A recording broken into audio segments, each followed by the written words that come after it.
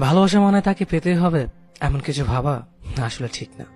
যে আমার, সে কোনো না কোনোদিন আমার কাছে ফিরে আসবে, আর যে ফেরার নয় সে কোনোদিনই ফিরবে না।